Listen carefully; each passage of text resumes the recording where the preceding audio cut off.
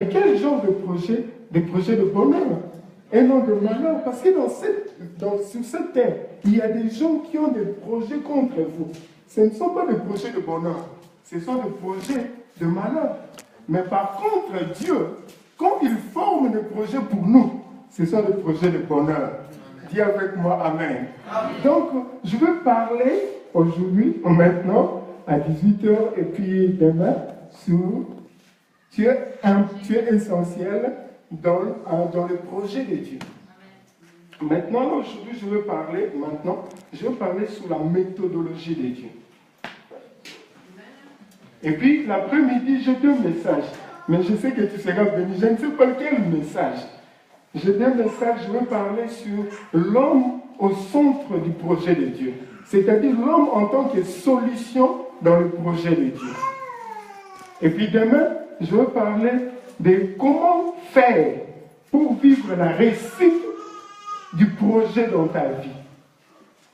Amen. Amen. Je pense que nous pouvions on pouvait rester ici si ce n'était pas dimanche demain culte à Strasbourg. Ouais. Faire comme Jésus, on reste là, on va nous amener des lits, des matelas, et puis on va partager. Vous savez que moi j'aime la parole. J'adore la parole. Il n'y a pas quelque chose qui... C'était hier ou avant-hier que je méditais, je commençais à sourire moi-même. Parce que la parole est tellement merveilleuse. Des fois, je me dis, waouh, it's too good to be true. C'est bien. Donc, aujourd'hui, maintenant, je veux parler de la méthodologie. Je parle moi de l'eau, mon aussi. Vous savez, bien aimé dans le Seigneur, je dis que Dieu est un Dieu de projet. Amen. Je ne voudrais pas, j'ai des définitions de projet, mais pour qu'on dit save time, to save time, pour gagner du temps, je peux te donner, parce que Dieu nous a fait un peu grâce de connaître. Donc, quand vous lisez le livre, je vais donner le verset clé, mais je vais faire la plateforme de mon message. Esaïe dit ceci. Esaïe 9. Car un enfant nous est né, un fils nous est donné, et quoi? Et la domination. En fait, l'apôtre, vraiment, c'est le gouvernement. Et le gouvernement restera sur son épaule. À la fin, il dit, pour donner l'empire. Ce n'est pas l'empire, c'est le gouvernement, la croissance. J'ai dit Dieu est un Dieu de projet. Or, comme il est le roi du royaume, pour qu'il puisse accomplir ses projets, il doit travailler avec un gouvernement. C'est le gouvernement qui facilite au président, soit à la nation, d'accomplir son programme. N'est-ce pas? Quand vous êtes pendant la période électorale, Macron, Le Pen, qui encore, sont en train de vous balancer leurs projets de société. Ils vous disent, si vous me lisez, on dit comme ça, en tant que président de la République, ici en France, dans les 5 ans, voici ce que je ferai. J'avoue, ça c'est la plateforme, je n'ai pas encore commencé. Donc, c'est par rapport à un projet qu'on choisit son président. Et c'est par rapport à un projet qu'on qualifie le président s'il a été. C'est ça que c'est. S'il a réussi. Amen. Amen. Maintenant, écoutez ce que Esaïe dit. Car un enfant nous est né, un fils nous est donné, et le gouvernement restera sur son épaule. Donc, qui est le président ou le roi dans le royaume de Dieu? C'est Dieu le Père. Qui est le premier ministre? Parce qu'il est le chef du gouvernement. Pour que nous puissions croire que Jésus a réussi, ou que Jésus doit réussir, nous devons examiner les œuvres de son gouvernement. Oh! En tout cas, que Dieu te bénisse, mon ami Nathan. Samuel Angel. Je m'excuse. Pour que nous puissions dire que Jésus a reçu, nous devons examiner si il a reçu sa mission. Comprenons que, vous savez, pour que nous puissions commencer à travailler en tant que président, soit premier ministre, on doit vous introduire, n'est-ce pas? Et l'introduction de Jésus, ça s'est passé, non dans, ici chez vous, c'est quoi, le Parlement, les Champs-Élysées? C'est où? L'Assemblée. Mais à Jésus, ça s'est fait sous la rivière de Jourdain. Et Dieu l'a introduit. Voici mon fils bien-aimé en qui? Alléluia. Et lui aussi, pour commencer maintenant son mandat, il doit nous présenter les grandes lignes de son projet.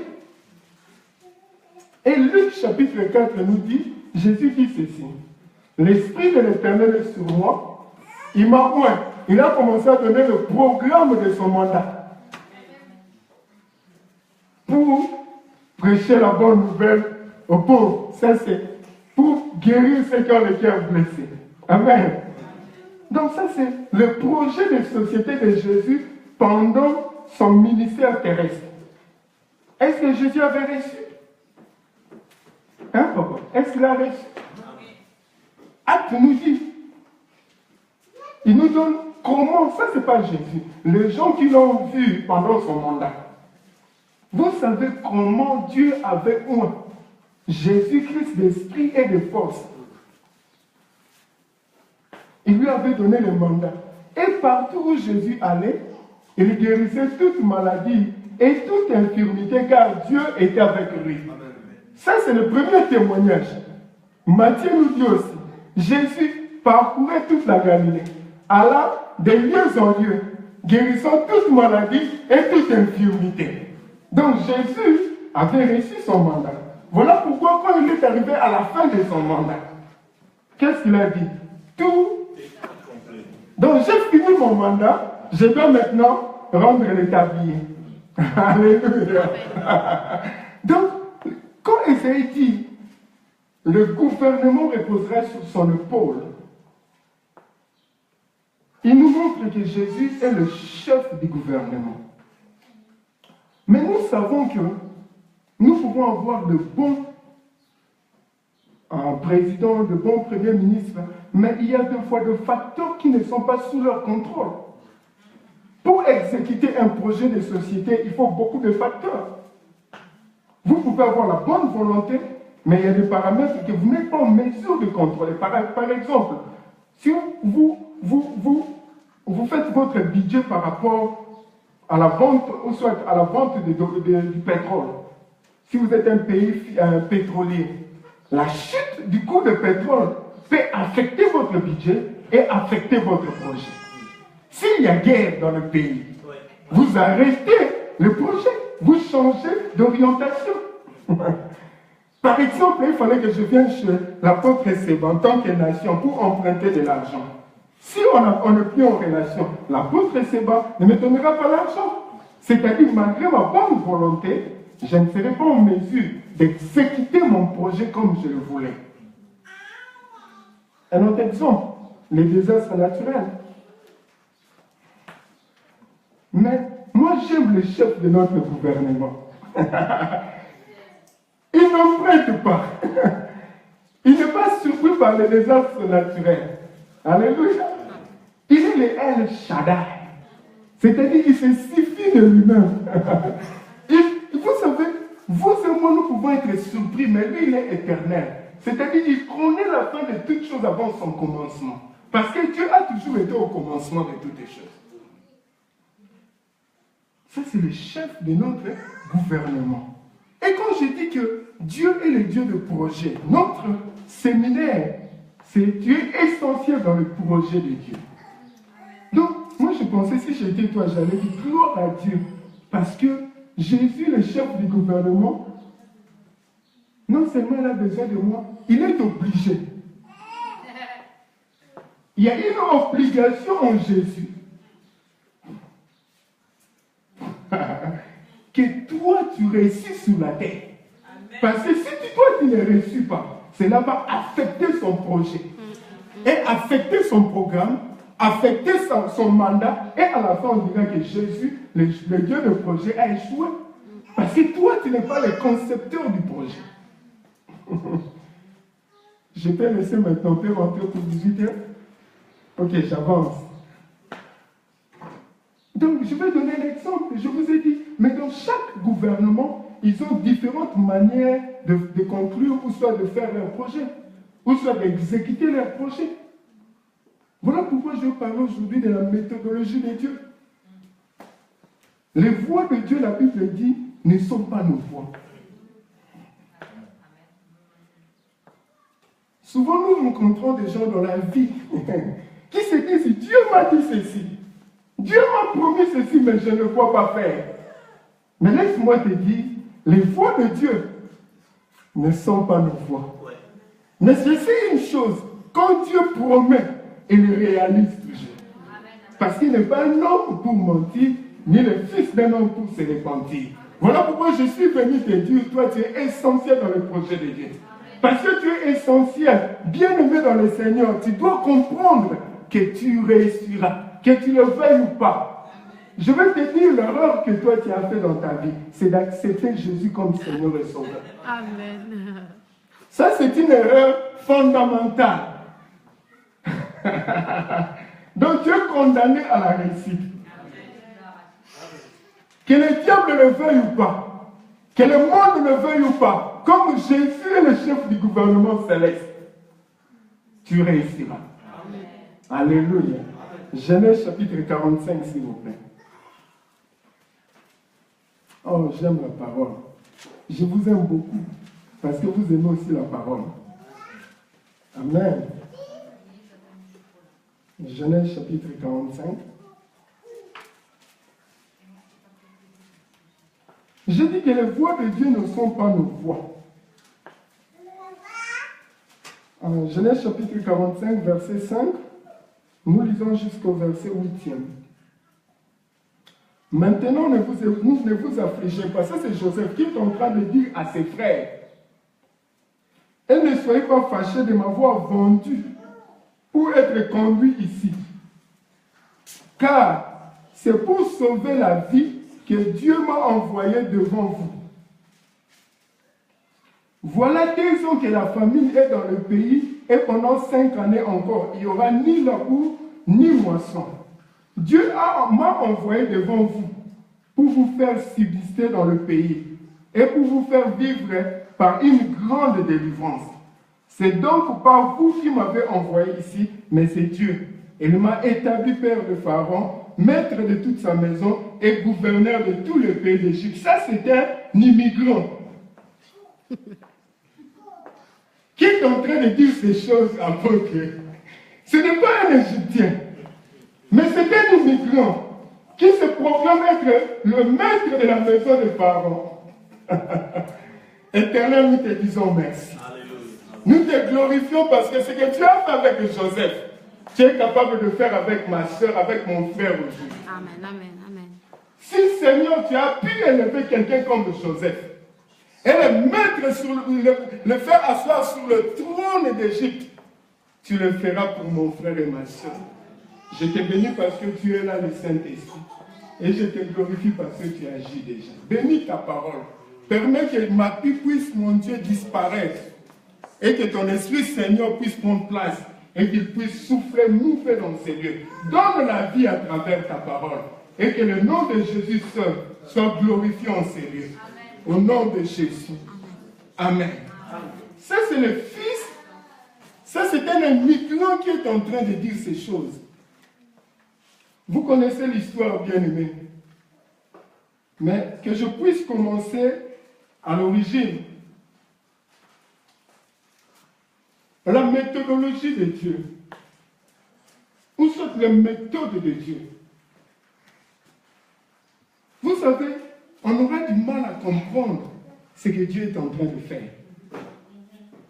C'est pratiquement impossible. Voilà pourquoi, des fois, nous devons essayer, même si nous ne pouvons pas tout comprendre, comprendre sa manière de faire. Alléluia. Je vais vous donner un exemple. Pour réaliser des projets, on utilise beaucoup différentes sortes d'équipements, n'est-ce pas? De matériel de personnes. Même vous et moi. Si nous voulons réaliser un projet, on utilise beaucoup de choses. On utilise peut-être nos mains, la bouche, beaucoup de choses. Mais Dieu, c'est un multisystème Dieu. En voulant créer le ciel et la terre, il n'a utilisé que sa parole. Que la terre soit, que la terre fût.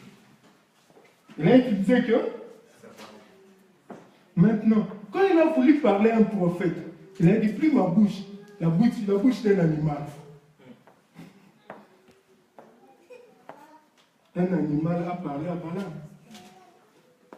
De la part de qui? De la part de Dieu. Donc Dieu a plusieurs méthodes d'agir ou de réaliser ses projets dans ta vie. Amen. Je suis venu te dire 2 fois, il faut que ton intelligence, ta sagesse, ta connaissance doit disparaître pour voir la gloire de Dieu.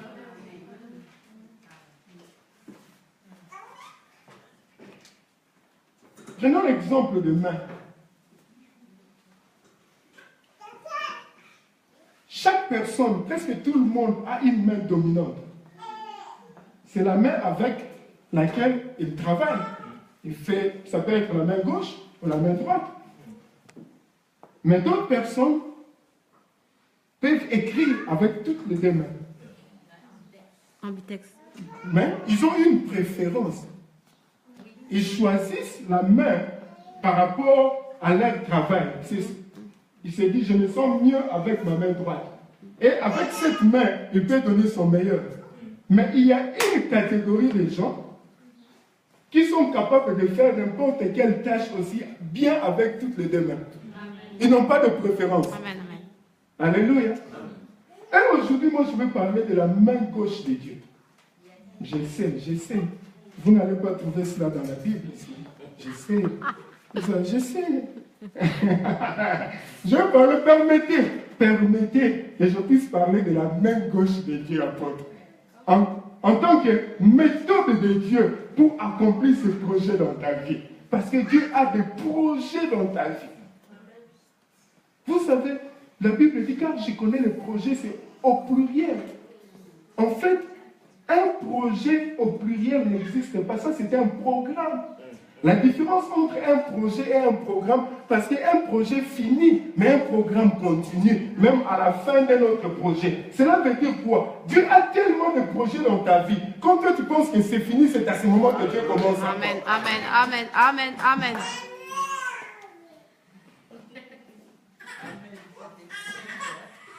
Alléluia. Ça c'est... On doit faire, tu dois venir prêcher ici.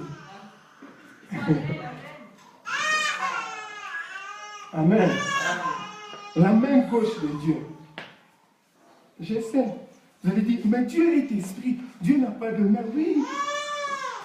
Mais quand nous lisons le livre d'Ésaïe, par exemple, je vais donner le verset pour voir que Dieu a de main. Ésaïe 49, 15, 16. Ésaïe dit comme ça, la personne qui a vu Dieu dans son trône, dans sa gloire, il dit ceci. Une femme oublie-t-elle l'enfant qu'elle allait? N'a-t-elle pas pitié du fruit de ses entrailles?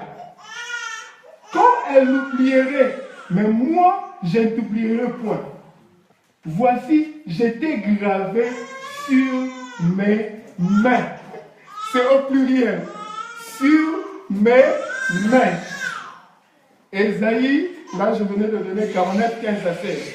Ésaïe 65, 2 à 3. Je lis juste la première phrase. J'ai tendu mes mains tous les jours vers un peuple rebelle. Les mains, c'est au pluriel. Alléluia. Bien-aimé dans le Seigneur, je voudrais dire que Dieu peut faire usage de ses mains.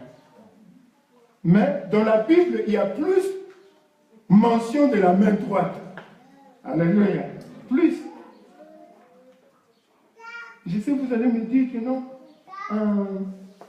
La gloire de Dieu, c'est de cacher ces choses. N'est-ce pas? Où les choses cachées sont pour l'éternel. Mais moi, j'aime ce que Daniel dit. Daniel dit ceci. Il dit, Dieu révèle ce qui est profond. Voilà pourquoi moi, je suis intéressé par rapport au mystère de Dieu. Je veux comprendre ce qui est caché. Parce que ce n'est pas un péché. Pierre a dit ceci. Les prophètes qui ont prophétisé touchant la grâce qui nous a été révélée ont fait du salut leurs recherches et leurs investigations. Vous connaissez le français mieux que moi. Les investigations. Ils cherchaient à comprendre quelle est l'époque Christ devait venir. Ils ont fait de cela leur temps de recherche des investigations. Mais la Bible dit que ce n'était pas un péché, mais on leur a dit que cela n'était pas pour eux, c'était réservé pour vous. Oh, vous ne comprenez pas. C'est pour nous ces choses. Voilà pourquoi nous devons comprendre la divinité. Et Paul dit ceci, nous avons la pensée de Christ. Donc c'est possible, voilà pourquoi moi j'aime les choses cachées. Permettez que je puisse parler de la main gauche de Dieu. Alléluia. Mais pour comprendre cela, nous devons prendre un exemple. Je vous ai donné l'exemple de Joseph. Mais cela n'a pas commencé avec Joseph. Le projet de Dieu avec Israël a commencé avec Abraham. Dans Genèse 15, 7 à 13, Dieu marchait déjà avec Abraham. Et Dieu vient rencontrer Abraham. Il lui dit, Abraham, ta récompense sera grande. Ne crains rien. Abraham lui dit, toi tu ne comprends pas. Tu as commencé à dire ces choses depuis chapitre 12 de Genèse. Maintenant nous sommes au chapitre 15. Tu me dis toujours, tu ne comprends pas que mon âge a avancé. Je n'ai même pas d'enfant. Je vais mourir bientôt parce que je suis vieux. Et c'est lui qui va m'hériter toute cette histoire. C'est ça ce qui me fait mal. Ce n'est même pas ma descendance, c'est un étranger qui va hériter toutes ces choses. Dieu lui dit non, non, non. C'est lui qui va hériter ta bénédiction, ta richesse. C'est un enfant qui te sera né. Il dit, c'est faux. Je ne crois pas. Donne-moi un signe. Écoutez, des fois, j'ai dit, il ne faut pas demander à Dieu de donner les signes. Dieu dit, ah bon, tu veux un signe? Il a conclu premièrement une alliance. J'aime beaucoup cette prédication. Vous savez, quand Dieu veut conclure une alliance avec toi, il ne te permet pas de pour les signer. Il signe à sa place et à ta place. Quand il a conclu à Golgotha, est-ce que toi et moi nous avons signé? Non. Il a signé lui-même. Quand il voulait aussi conclure le contrat avec Abraham, il a signé de son côté, il a sauté pour signer du côté d'Abraham.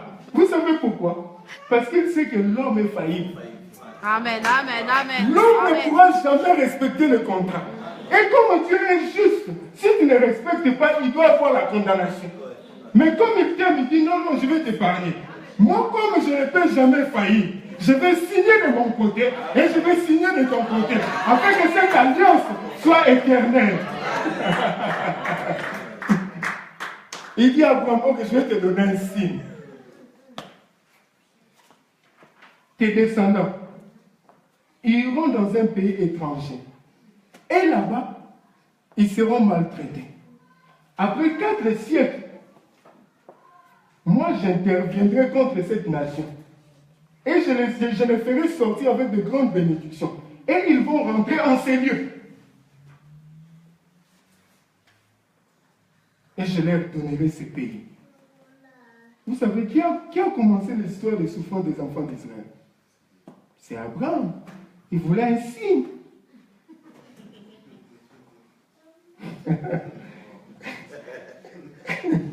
Alléluia.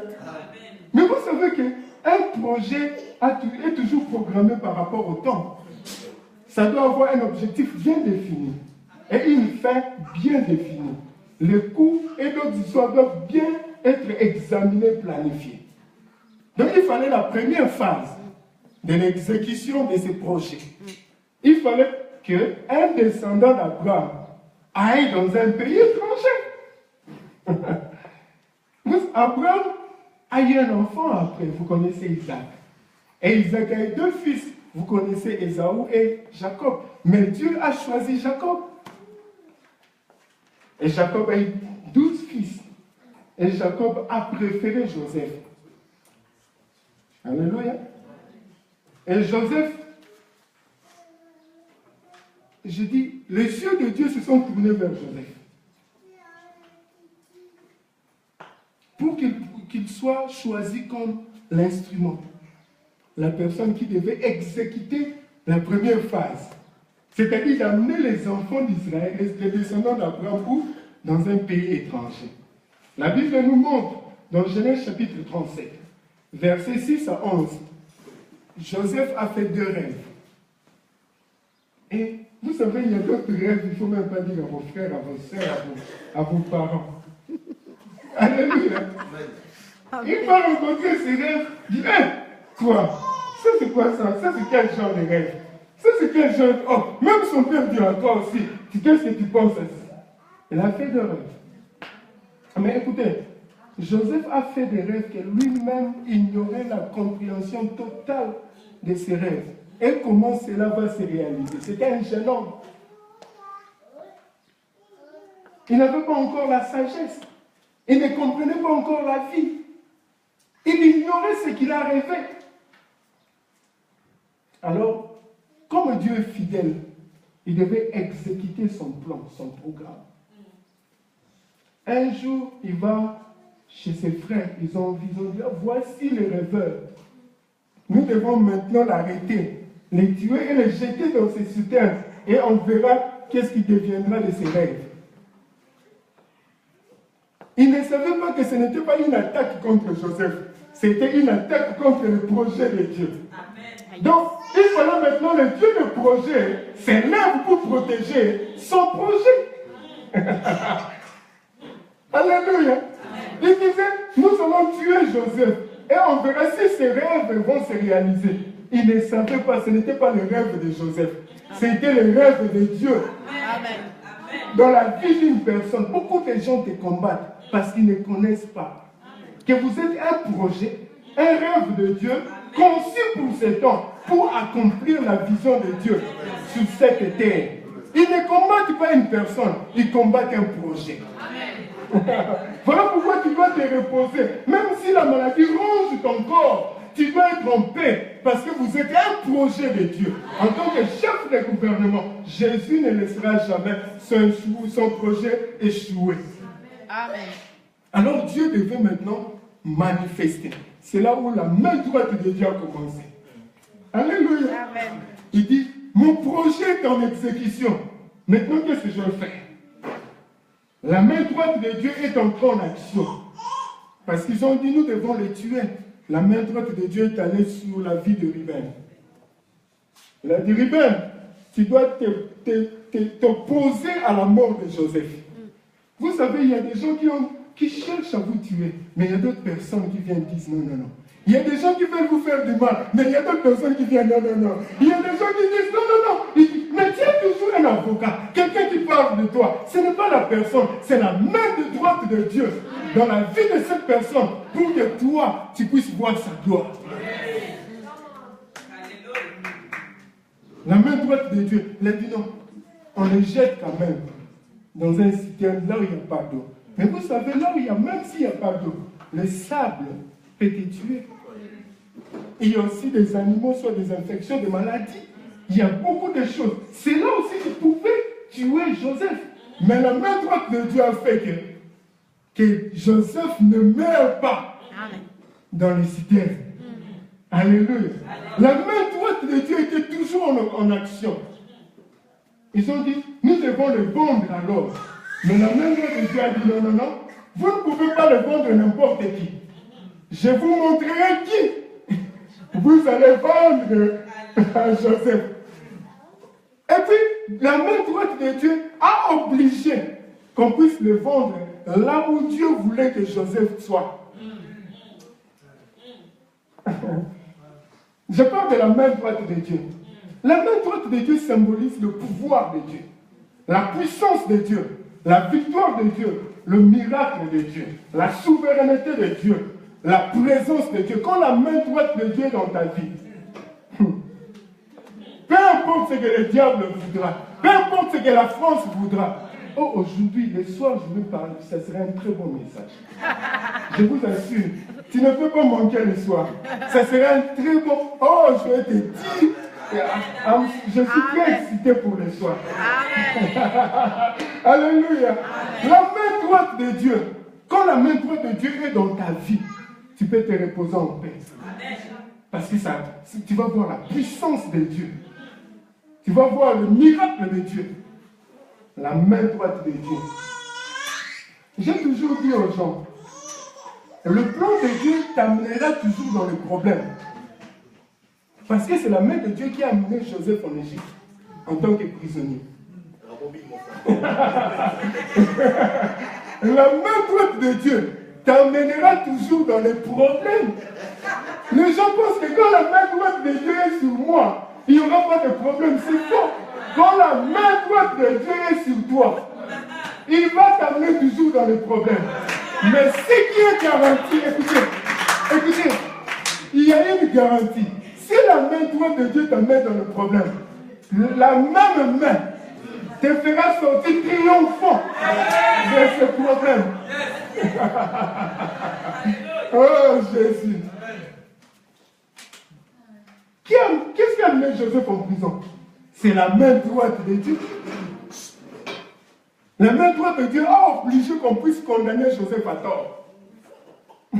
Il y a beaucoup de choses qui arrivent dans ta vie. Ce n'est pas le diable. Ce ne sont même pas les démons. Ce n'est même pas les sorciers. Mais c'est Dieu qui est en train de travailler dans ta vie.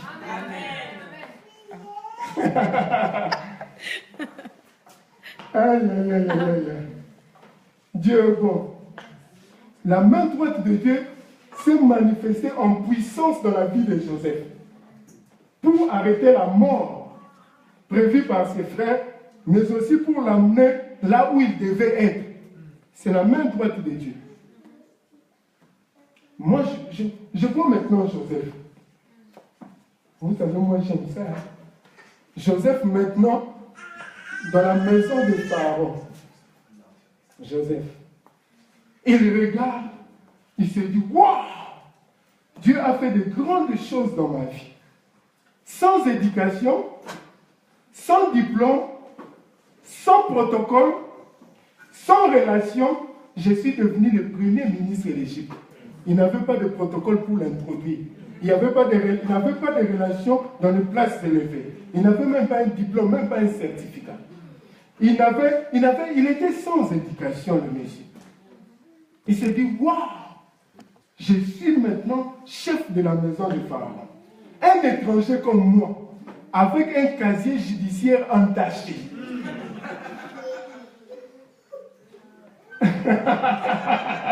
Oh, God is so wonderful. Amen. Amen. Dieu est merveilleux. Alléluia. Il dit, je vis de grandes choses. Maintenant, les Égyptiens, les grands de la maison de Pharaon se prosternent devant moi. Je vis la puissance de Dieu. Il se dit comme ça dans la maison, mais quelque part, dans son cœur, il y a un regret. Quelque part dans sa vie, il se dit, moi je suis là, mais j'avais des rêves. Hein, je vis Dieu me lever, mais je n'ai pas vu mes frères se prosterner. Je n'ai pas vu mes parents se prosterner. Ah, peut-être ce que j'avais vu, ce n'était pas Dieu. Dieu m'avait révélé, mais je n'avais pas bien compris. Cette interprétation ne venait pas de Dieu. Donc je pense que Dieu m'avait montré, je devais être en Égypte. En réalité, ce sont les Égyptiens qui devaient se prosterner devant moi. Ce n'était pas mes parents et ma famille. Vous savez, quand Dieu se manifeste dans votre vie, Dieu vous bénit, il y a des choses de fois où vous dites, je vis ceci, mais pourquoi cela tarde? Dieu m'avait promis ceci, je vis ceci, mais l'autre, est-ce que c'est vraiment Dieu? Je ne sais pas, moi je suis humain, vous êtes des esprits, hein? Vous êtes des gens au ciel, mais moi il y a des choses que je pose des questions à Dieu. Je suis un homme, je sais vous n'allez pas aimer, c'est entre nous. Je suis un homme qui me met pour vous. Ah non, c'est juste pour nous. ma femme connaît, tu te plains trop. Moi j'ai dit oui, parce que je suis homme. Les jours où je serai au ciel, je serai comme Jésus. Donc je n'aurai même pas besoin de me plaindre, parce que je le verrai tel qu'il est. Mais comme je suis là, permettez ma chair. Je sais vous, moi ça m'arrive. Je me dis, Dieu m'avait promis ceci. Il avait dit ceci, j'ai vu ceci s'accomplir, ceci s'accomplit. Mais comment ça ne s'accomplit pas? Peut-être que ce n'était pas Dieu. Peut-être que c'était ma voix. Moi, je pensais que c'était Dieu qui m'a parlé. Mais de toutes les manières, je suis béni. Dieu t'a raison. Des fois, on dit ces choses. On dit non, non, non. Je pense que Joseph, c'était pareil. Il se disait, oh, je suis la chef de la maison de Pharaon. Je pense que l'interprétation n'était pas bonne. Dieu a accompli de grandes choses dans ma vie. C'est bon. Dieu merci. L'autre est là. Même si mes frères devaient venir se prosterner devant moi, où sont-ils? Comment est-ce qu'ils viendront là où je suis? Comment est-ce qu'ils vont connaître que moi je suis chef de la maison des Pharaons? Même si mes parents sont vivants, est-ce qu'ils sont d'abord vivants? S'ils sont vivants, est-ce qu'ils trouveront le besoin de venir vers moi? Comment est cela possible?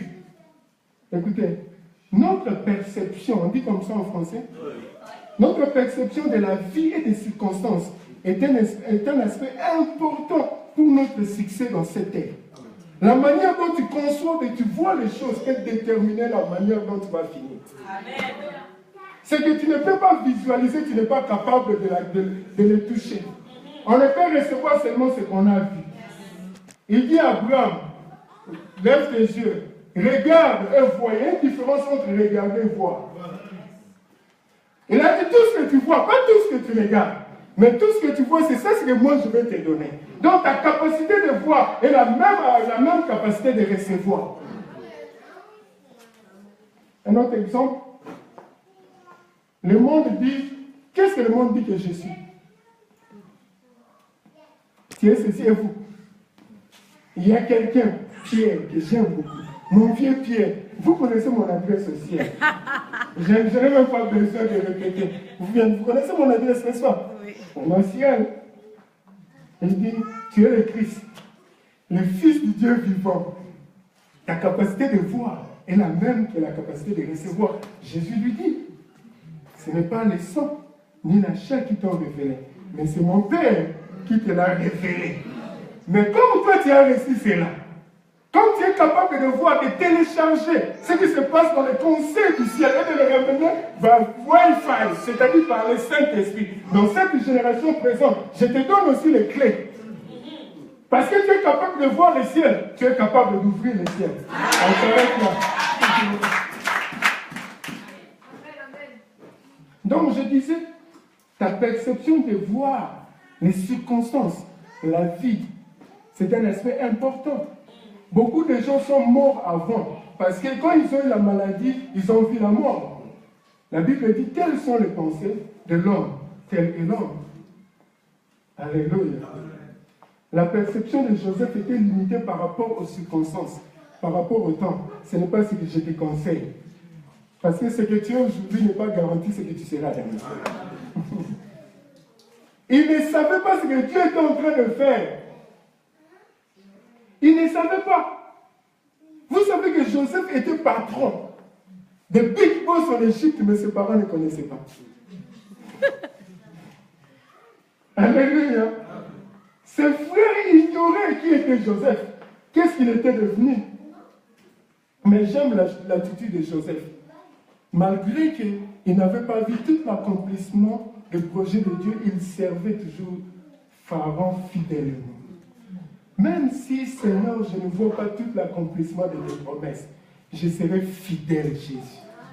Je serai toujours présent. Je viendrai toujours à l'église. Je vais toujours te servir. Vous savez, il y a des gens qui disent, papa, j'ai donné beaucoup de dîmes, mais je ne vois rien. Moi, je ne suis pas le restituteur des dîmes. Si tu m'avais donné les dîmes, je peux te rendre compte. Mais si tu ne m'as pas donné les dîmes, demande le compte à celui à qui tu as donné le compte. C'est facile, il simple à ça.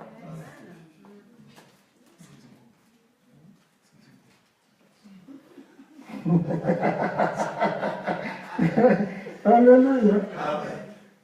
J'aime l'attitude de Joseph. Il servait Pharaon fidèlement, malgré qu'il n'avait pas vu l'accomplissement de tous les rêves que Dieu lui avait donnés.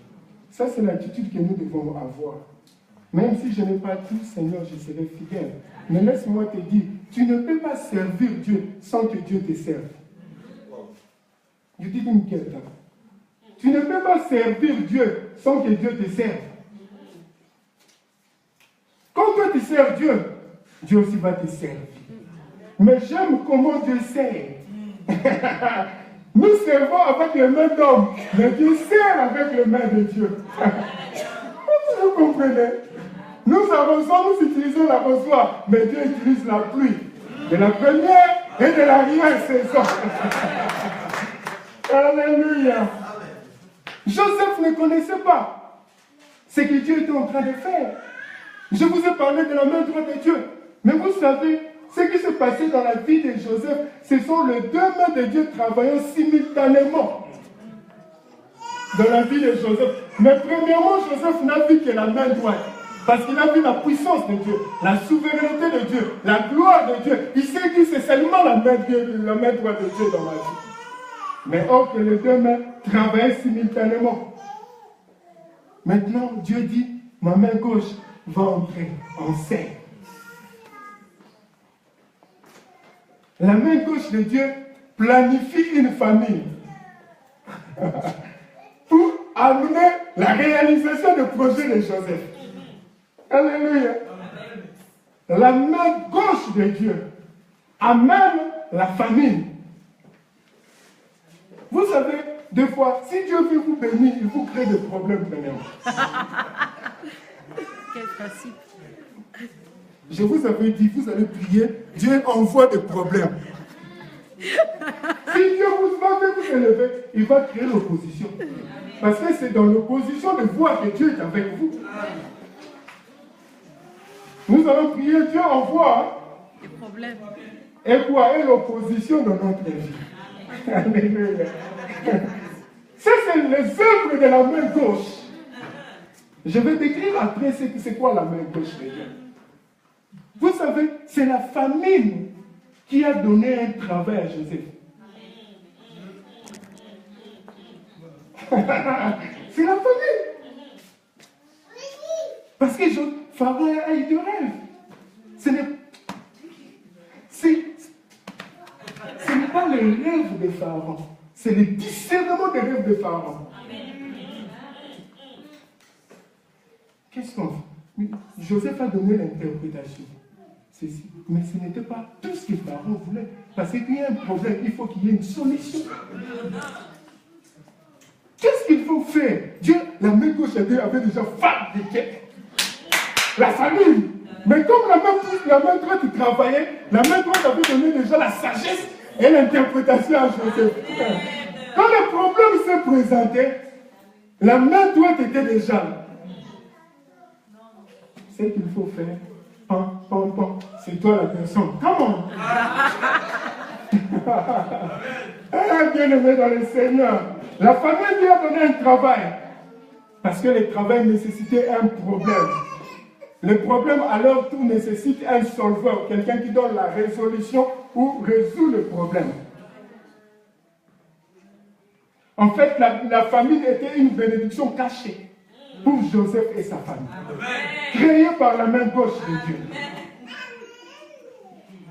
Je vous ai dit que les méthodes de Dieu ne sont pas les méthodes des hommes. Les voies de Dieu ne sont pas les voies des hommes. Là où nous ne comprenons pas, nous voulons que Dieu puisse travailler comme nous les hommes. Nous avons un plan bien établi pour que Dieu opère. J'aime Dieu. Dieu n'aime pas être obligé. En anglais, on dit toujours, Dieu n'aime pas que tu le mettes dans un box. Que tu puisses définir ses actions. Non. Voilà pourquoi l'évangile a commencé comme une puissance en Israël. En Grèce, c'est devenu une philosophie. Ici, À Rome, cela est devenu une institution. En Amérique, c'est devenu le business. Wow. I'm sorry. C'est juste. Alléluia. Ça, c'est là où nous péchons. Les voies de Dieu ne sont pas nos voies. Dieu a sa manière de faire les choses. Dans la vie de Joseph, écoutez bien aimé, il a utilisé la famille comme conducteur de la famille de Joseph vers lui. Je ne sais pas ce que toi tu as perdu dans ta vie. Ah ben non. Je me pose la question de savoir qu'est-ce que Dieu est en train de ramener dans ta vie que tu n'es pas capable de voir maintenant. Ah non, non, je ne sais pas, pasteur. Je me pose la question, qu'est-ce que toi tu as perdu dans ta vie comme Joseph, que tu ne vois pas Dieu en train de les ramener? Parce que quand Dieu était en train de travailler avec sa main gauche, Joseph n'était pas en mesure de voir ce que Dieu était en train de faire. Écoute, Dieu s'est engagé à accomplir la vision de ta vie. Et je vous ai parlé parce qu'il est le chef du gouvernement céleste. Est-ce que tu connais ce qui est en train de taper à ta porte? Que tu n'es pas en mesure d'entendre. Moi, j'entends une voix dans la porte de ta vie qui est en train de taper. C'est moi la main gauche de Dieu. Je suis en train de taper dans ta vie. Parce qu'il y a des choses que Dieu veut faire pour toi. Amen. Reste seulement fidèle. Ce que toi tu as perdu, Dieu est capable de les ramener. Amen. Dieu n'est pas seulement puissant avec sa main droite. Il est aussi puissant avec sa main gauche. Il n'a pas de faiblesse en lui. Il est puissant en tout comme Job l'a dit. Avec sa parole, il est puissant. Avec son doigt, il est puissant. Alléluia. Joseph était en train de prospérer en Égypte. Mais son père mourait de faim. Son père ne connaissait pas aussi que... Vous savez que son père a entendu, il a déjà entendu dire qu'en Égypte, il y a le blé. Mais il ne savait pas que le fabricateur de la bénédiction en Égypte, c'était son propre fils. Amen. Amen. Yes. Il ignorait que c'était Joseph qui est en train de fabriquer cette bénédiction en Égypte. Écoutez, bien aimés dans le Seigneur, les voies de Dieu sont insondables. Ces méthodes, nous ne pouvons pas tous comprendre. Jamais. J'ai toujours dit aux hommes, permettez à Dieu de travailler dans sa divinité selon son choix. Ne définissez pas comment Dieu va vous bénir. Ne contrôlez pas la pensée de Dieu. Laisse Dieu être souverain sur son trône. Alléluia. Il a, avec sa main droite, il a ramené Joseph en Égypte. Avec sa main gauche, il était en train d'attirer la famille de Joseph dans sa vie. Alléluia. Abraham, Dieu lui dit, va offrir ton fils pour lui. Il prend son fils et il va à la montagne. Son fils lui dit, papa, je vois le bois, je vois le feu, mais où est l'agneau pour les sacrifices? Vous savez, si c'était moi, mon fils m'a pioche, j'allais dire à Dieu, tue tous ces morts. Vous êtes des gens très bien, vous êtes trop spirituels. Moi, je suis humain encore. Je dirais à Dieu, je t'aime beaucoup, mais mon fils, non, jamais. Tu peux tuer tous ces gens-là, tue-le. Vous savez, moi je ne suis pas Abraham, vous êtes Abraham, vous allez le faire. Voilà pourquoi vous êtes créé comme ça. Écoutez, Abraham montait avec son fils, mais c'est qu'Abraham ignorait de l'autre côté de la montagne, un autre animal montait. Oh, yes. Chaque fois qu'Abraham faisait par la montée, chaque fois que l'animal montait, vous ne connaissez pas le pouvoir de Dieu. La main gauche de Dieu a amené l'animal. Se retrouvant sur le sommet de la montagne, c'est là où Abraham comprend qu'il ne montait pas seul. Il y avait un autre animal qui montait par la grâce de la main droite de Dieu. Alléluia.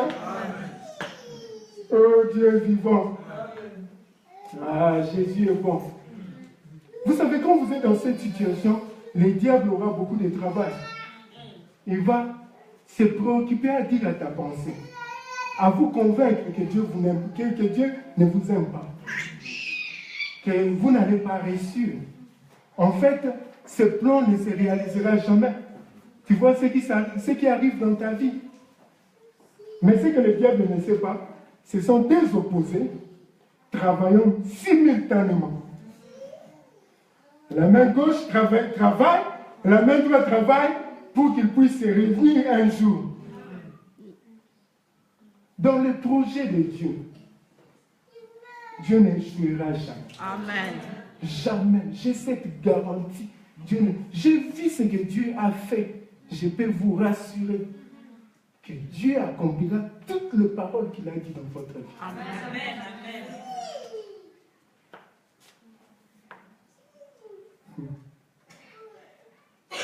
Ses frères vont en Égypte. Ils vont acheter les bleus. Ils arrivent.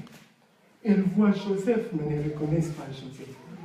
Je suis venu prophétiser dans la vie d'une personne.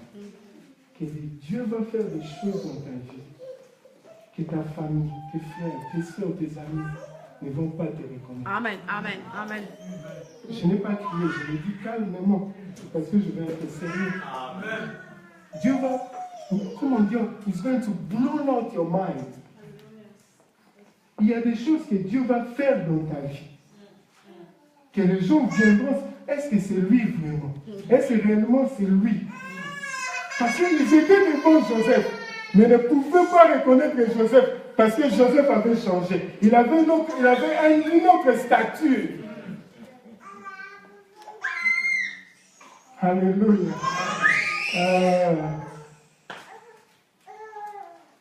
Il te croyait mort. Il te croyait détruit. Mais quelle surprise, bien-aimé dans le Seigneur, quand ils te verront non seulement bien vivant, mais plus que ce qu'ils s'imaginaient de toi. You don't understand. Ce qu'ils ont fait pour me tuer, en fait, Dieu a utilisé cela en réalité pour me bénir. Ce qu'ils ont fait pour me briser, Dieu a utilisé cela pour me rendre fort. Donc en fait, je dois prier pour mes ennemis, que Dieu me donne beaucoup d'idées pour me nuire. Parce que plus qu'il me...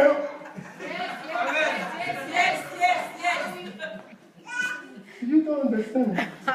Il faut acheter, amener ton ennemi là-haut, dans un très bon restaurant.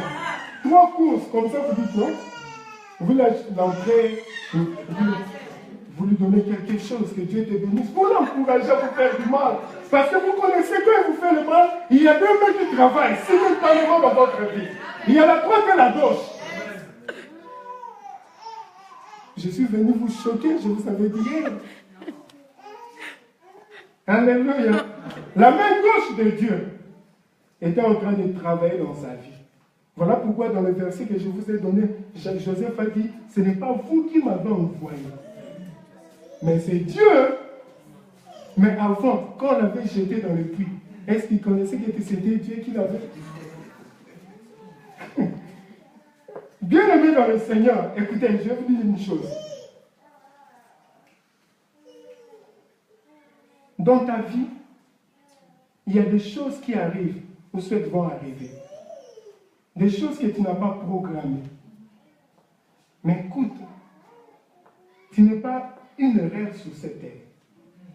La Bible dit, avant que toi tu sois né, tu sois formé dans le sein de ta maman, moi je te connaissais.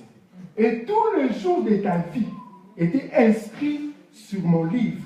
C'est-à-dire quoi? Dieu a planifié chaque événement dans ta vie. Il a autorisé même les événements douloureux dans ta vie. Mais pas pour te faire du mal, mais pour te glorifier. En fait, Dieu prend plaisir quand toi, tu trouves la joie en lui. Et la seule manière de trouver la joie en Dieu, c'est de voir le bienfait de Dieu. Mais comment est-ce que nous pouvons voir le bienfait de Dieu si nous n'avons pas expérimenté le problème de notre vie?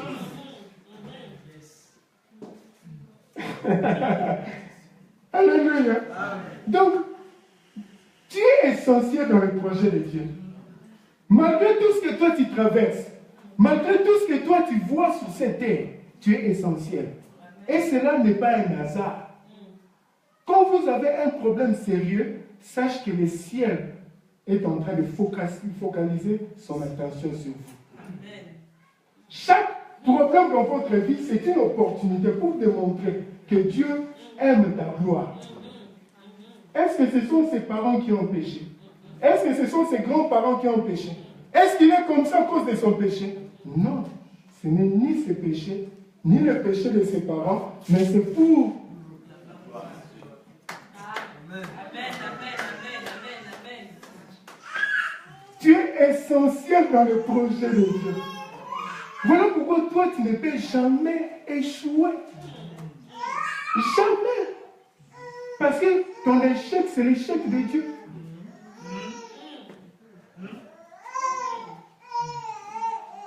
Quand tu comprends ces choses, tu changes la manière dont tu conçois les choses de Dieu. Tu changes la manière dont comment tu réagis aux événements sur la terre. Tu deviens un homme calme. Alléluia. Tu peux dire comme Néhémie, un homme comme moi, avoir peur. Vous savez, Paul, la vipère, c'est quoi? À Mordicai, tout le monde était en train d'attendre quand est-ce qu'il allait mourir. Jean-Paul, il n'a pas fait comme ça. Quelle est cette chose-là, moi? Il n'a même pas utilisé le nom de Jésus. Ça, c'est gaspiller le nom de Jésus pour une petite chose. Il a dit, je ne peux même pas invoquer le sang de Jésus. Ça, c'est lui donner l'importance. Il a juste fait comme ça. Il a continué son travail. Parce que Dieu lui avait dit, le premier jour que Jésus l'a rencontré, dans mon projet, Paul, je vais te oindre. Et toi, tu vas annoncer ma parole. Même devant les grands de ce monde. Alors, comme Paul le savait, les plus grands de ce monde, c'était à l'époque en Italie, à Rome. Comme il n'était pas encore arrivé à Rome, même si on accumulait tous les venins de tous les serpents venimeux sur la terre, on les jette, il n'allait pas mourir. Parce que le Dieu des projets avait besoin de lui pour témoigner à Rome. Les voies de Dieu ne sont pas nos voies.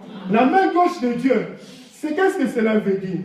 C'est la main, quand elle opère dans ta vie, tu n'es pas capable de le reconnaître. Quand la main gauche de Dieu est dans ta vie, elle ne te permet pas de prendre part. Elle travaille d'une manière, comment je dirais, invisible dans ta vie. Parce qu'elle ne veut pas que toi tu puisses prendre part. C'est la main droite qui te permet de prendre part. Avec la main droite de Dieu, Joseph pouvait donner l'interprétation. Mais avec la main gauche de Dieu, c'était la famille. Quand Dieu ramenait sa famille en Égypte, Joseph n'était pas au courant. Alléluia. Voilà pourquoi je suis venu te dire aujourd'hui, ça c'est le premier tour, que tu es essentiel dans le projet de Dieu. Et la manière dont Dieu va accomplir les choses dans ta vie, peut-être que tu n'auras même pas d'idée. Alléluia. Tu n'auras pas d'idée. Tu n'auras pas d'idée. Dieu t'aime. On dit, il a un plan merveilleux pour toi. Alors, laissons le maître du plan exécuter le plan de sa manière. Nous ne pouvons pas interférer dans son programme. Permettons que Dieu soit Dieu. Il a dit qu'il te guérira, qu'il te guérira. Des fois, il utilise la boue. Des fois, il dit que ta foi. Est-ce que nous pouvons nous tenir debout? Alléluia. Tu es essentiel dans son projet. Chaque projet a une date de commencement, a une date de définition. Tu as reçu une promesse, tu as reçu une parole. Elle s'accomplira certainement, mais pas de la manière dont tu attends. Il le fera de sa manière. C'est un Dieu multisystème.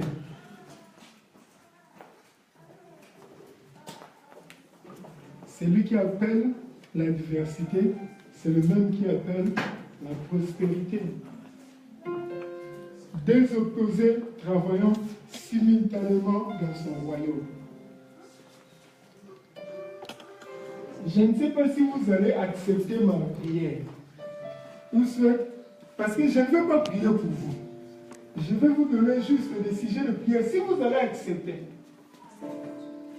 de dire, Seigneur, nous avons besoin de problèmes. Nous avons besoin de l'opposition. Bill Gates n'est pas devenu l'homme le plus riche parce qu'il était plus intelligent. Non. C'est le problème qui a rendu Bill Gates l'homme le plus riche.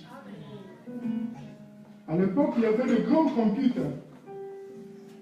Les gens se posaient la question de savoir, nous avons besoin de computers chez nous à la maison. Dans nos bureaux, on a un problème.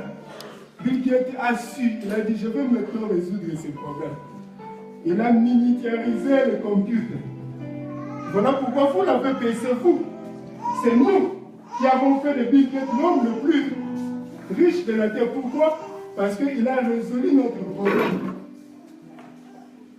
Moi, je ne sais pas si tu seras d'accord avec moi. De demander au Seigneur, je sais que tu es bon et merveilleux, mais j'ai besoin de plus de problèmes dans ma vie. J'ai besoin de plus d'opposition. Non parce que je vais être béni, non parce que je vais avoir cette gloire, mais je voudrais, Seigneur, qu'à travers moi, mes voisins, mon quartier, vous êtes ici en France, puissent reconnaître que Jésus est Seigneur. Je voudrais qu'à travers moi, que le monde trouve qu'il y a un Dieu bon, qui aime l'homme. Est-ce que vous pouvez faire cela? C'est difficile, hein?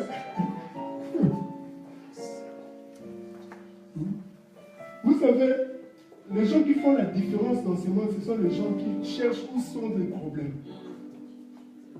Le monde élève seulement les gens qui sont capables de donner la solution à leurs problèmes. Si vous ne voulez pas être élevé, vous n'allez pas chercher le problème. Ton travail t'a recruté parce que tu pouvais donner une solution au problème qu'ils avaient. S'ils n'avaient pas le besoin, ils n'allaient pas te recruter ou t'employer. Parce qu'il y avait un besoin. Le ciel, c'est la même chose. Il y a des problèmes sur la terre. Et il a besoin de gens pour résoudre ces problèmes. Qu'est-ce que toi tu veux prier? Moi j'ai une seule requête, on dit comme ça. Seigneur, envoie-nous.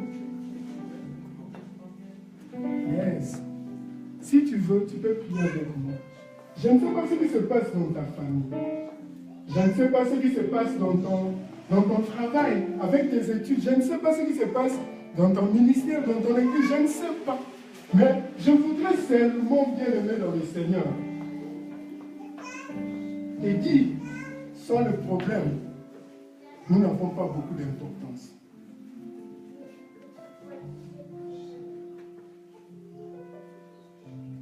Dis après moi, Seigneur Jésus, tes voix ne sont pas nos voix. Tes pensées ne sont pas nos pensées. Mais malgré que je ne comprends pas, je sais que toi tu restes fidèle. Comme chef du gouvernement céleste, ton projet n'échouera jamais. Dans ma vie, dans ma maison, avec le business, avec mon travail, dans mon ministère, dans mon église, ton projet n'échouera jamais. Parce que tu es le bon manager. Et tu es celui qui n'échoue jamais. Seigneur Jésus, permets, mon Dieu, même si je ne vois pas ta main gauche, agir dans ma vie que je reste fidèle, que je te serve en fidélité et que je te suive, Seigneur. Même si je ne suis pas capable de voir ce que tu es en train de faire avec la main gauche, je sais une seule chose, que toutes les bonnes paroles que tu as déclarées par rapport à ma vie, elles s'accompliront. Je n'irai pas dans mon tombeau avec les paroles non réalisées de ta part. Je le crois fermement. Voilà pourquoi je te dis merci. Parce que je sais que maintenant même, que ta main gauche, cette main invisible, qui ne me permet pas de comprendre, est en train de travailler pour mon bien. Merci Seigneur Jésus. Je n'ai pas peur des problèmes. Je n'ai pas peur de l'opposition. Envoie le problème, envoie l'opposition, et ma vie, Seigneur, va glorifier ton nom. Le monde saura, à travers moi, qui est un Dieu d'Israël. Le monde saura, à travers ma vie, qui est un Dieu qui habite au ciel. Seigneur Jésus, merci. Comme Joseph a vu l'accomplissement de tous ses rêves, je verrai l'accomplissement de tes promesses dans ma vie. Oh, merci de choquer ma pensée.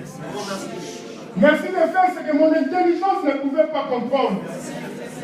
Merci de me donner ce que l'argent ne pouvait pas m'acheter. Merci de me faire entrer là où mes amis ne pouvaient pas m'ouvrir la porte. J'essaie une chose. Même si je n'ai pas d'éducation, même si je n'ai pas de qualification, même si je n'ai pas de protocole, même si je n'ai pas de relation, même si je suis un immigrant, même si j'ai un casier judiciaire entaché, j'essaie une seule chose, que Jésus, en toi, rien n'est impossible. Rien n'est impossible. Je verrai ta gloire dans ma vie. Je verrai ta gloire dans ma vie. Seigneur, merci. Parce que je suis essentiel dans ton royaume. Au nom de Jésus. Amen.